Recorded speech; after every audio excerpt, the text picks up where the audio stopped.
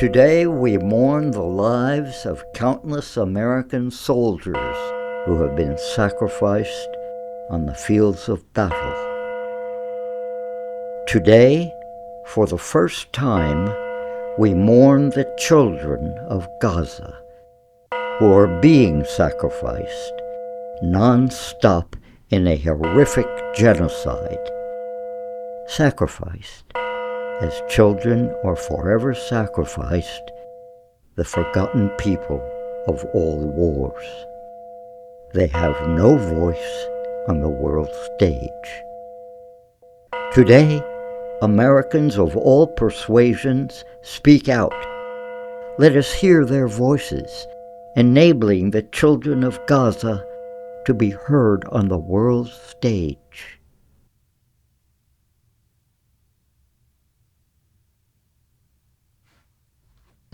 We, as military veterans, do hereby affirm our greater responsibility to serve the cause of world peace. To this end, we will work with others nationally and internationally. 1, to increase public awareness of the causes and the costs of war. 2, to restrain our government from intervening overtly and covertly in the internal affairs of other nations. 3, to end the arms race and reduce and eventually eliminate nuclear weapons. 4, to seek justice for veterans and victims of war. I just want to say that the war against the people of Palestine, the genocide being conducted in Gaza, in my view, is a war against working people in general. That the genocide in Gaza is just kind of a testing ground for any opponents of war and attacks on countries around the world. I think we have to understand that we're all in this together. That what happens in Gaza happens to other people next.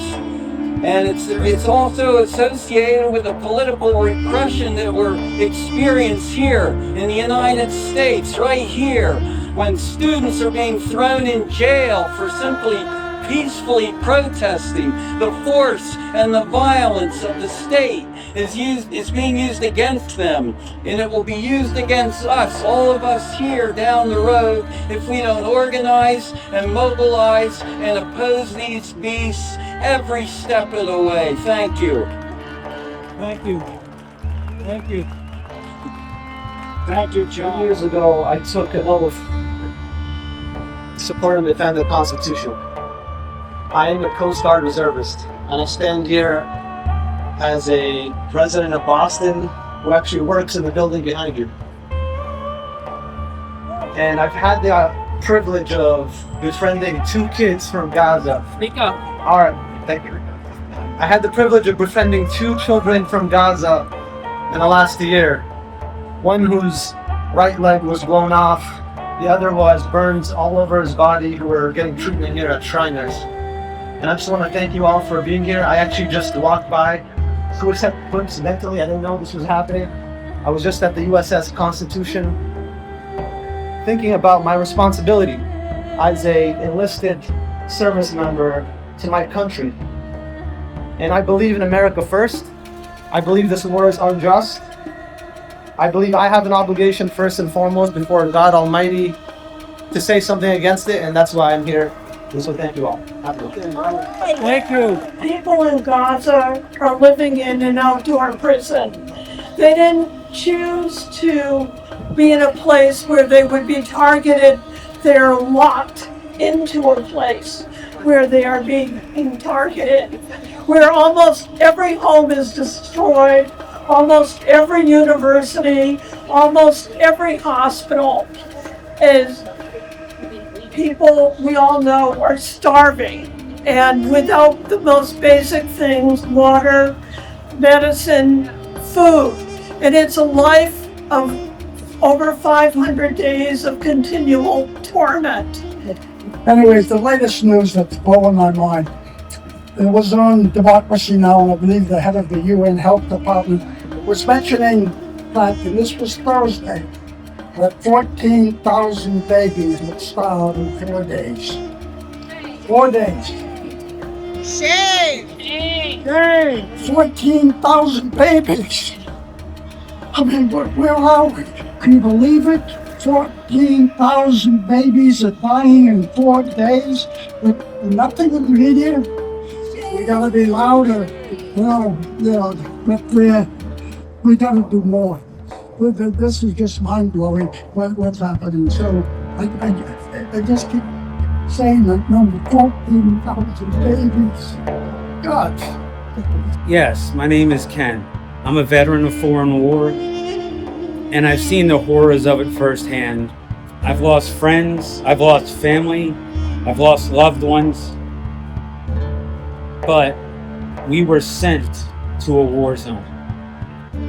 These innocent children that die, they take away the future of other countries, and they were born in a war zone. They will live their entire lives in a war zone, and some of them will perish far too soon because of it. And anyone who's ever been involved in combat that still thinks it's a good idea should really reevaluate their life, because never should it be your first resort. It should always be the last resort. My name is Zarina Memon. I'm a member of Massachusetts Peace Action, but I support Veterans for Peace wholeheartedly. They've gone through so much at the expense of helping our greedy country survive with no moral values, and they have to pay the ultimate price. I feel for the children during this time of commencement especially, they should be graduating from their kindergartens to high schools to college, and they've been just destroyed from our money, our taxpayers, and our weapons. I say shame, shame, shame to all our leaders. Shame. Thank you.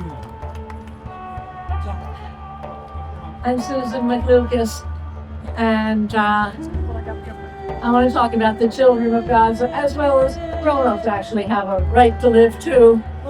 But the children, can you imagine the choices they have to make? The families, they have to decide, do we sleep in the same room, so if we're bombed, we all go together? Or do we spread ourselves out so that if we're bombed, some survive? What kind of a life is that? And then there's the question, do they write the identification on the arm or on the leg of their children? And some children say, well, I won't have my name written on my arm, so if I'm killed, they know. And some say, yes, I want people to know if I'm killed. I mean, people shouldn't have to be asking this.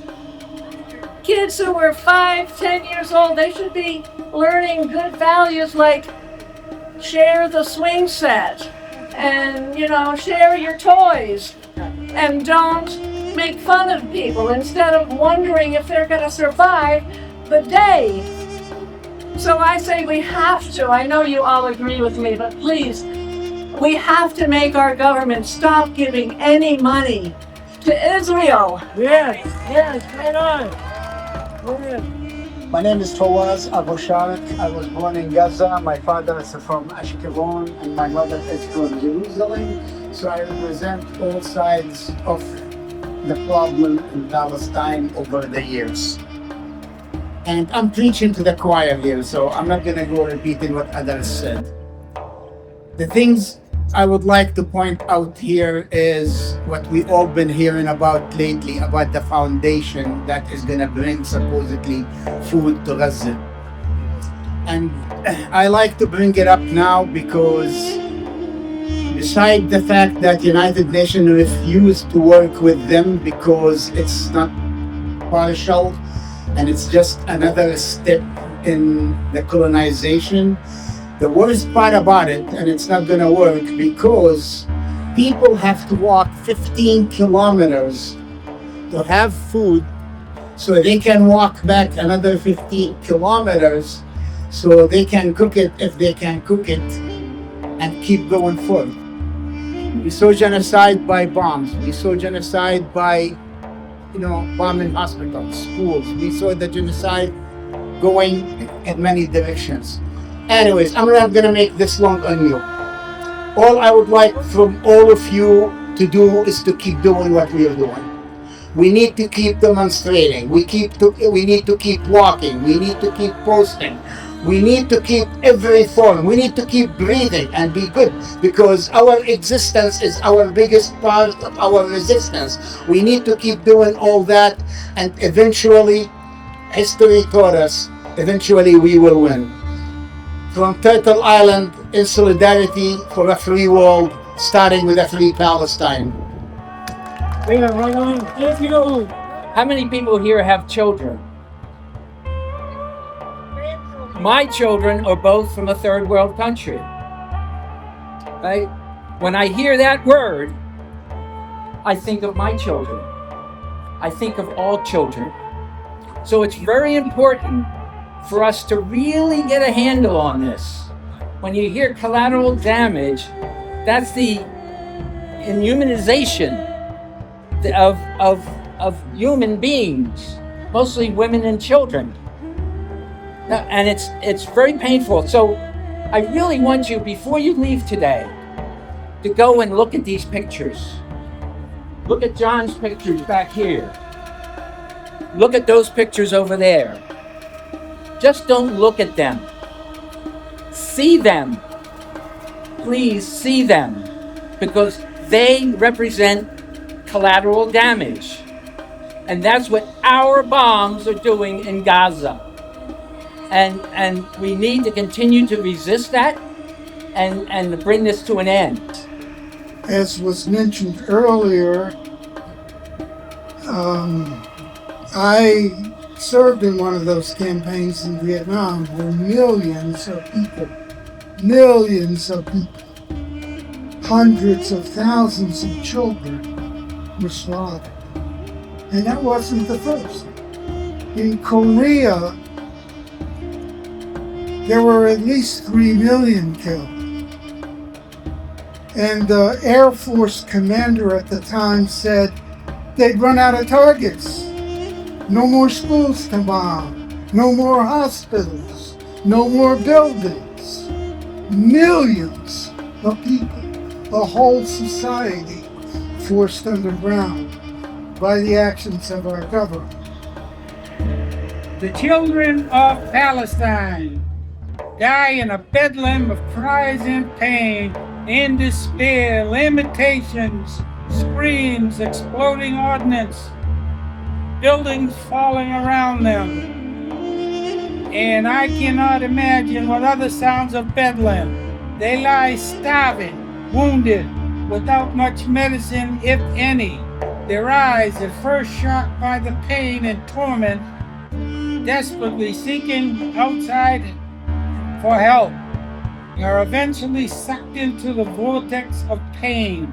Their eyes no longer attempt to focus, but turn toward the tunnel of torment, at the end of which is the light of infinite distance.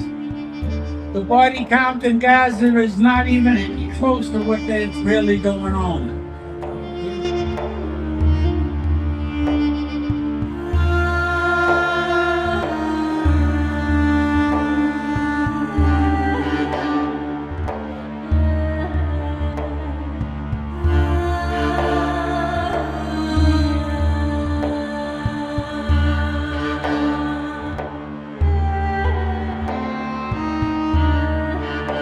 My name is Susan Escovitz, and I am another Jewish mother against the slaughter of Palestinian children.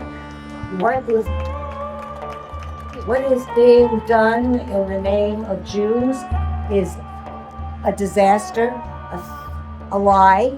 It has nothing to do with the fact of Judaism or Jews. It has to do with the Israeli government, the United States government, and the equating of anti-Semitism with criticism of Palestine is a tragedy, and we must fight it with all we can. We must fight the legislation, call our senators and representatives, write letters, and stand out the way we're doing. This is not Judaism.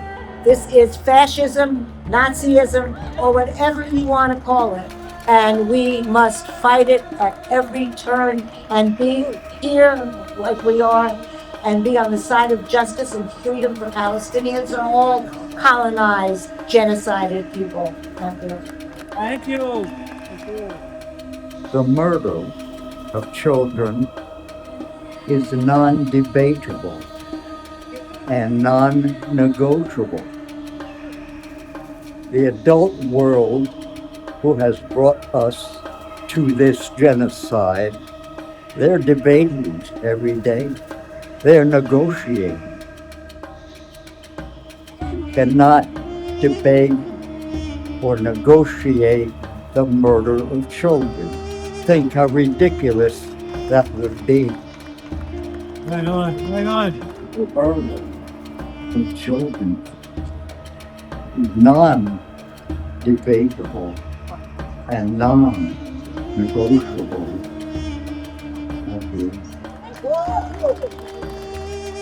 Our day is done here. In Gaza, it never ends.